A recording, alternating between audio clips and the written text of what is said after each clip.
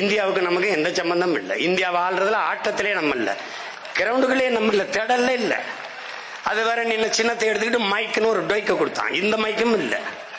அது அங்க போய் பார்த்தா சீப்பு மாதிரி இருக்கு, தலைவார சீப்பு மாதிரி இருக்குது.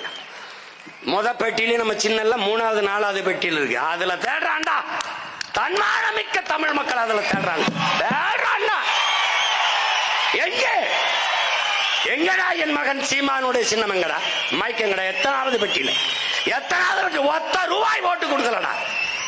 வேட்பாளர் நிறுத்துற எவனும், எவன் மூஞ்சி எவனுக்கும் தெரியாதுடா. நான் நிறுத்தின அந்த தெருவிலேயே 4 பேருக்கு தெரியுமான்னு தெரியாதுடா. தேடி போட்டாண்டா 36,50,000 வாக்க போட்டு. என்னென்ன இடையூறு! என் மைக்கு பக்கத்துல இந்த விவசாயி சின்னத்தை வைப்பான்.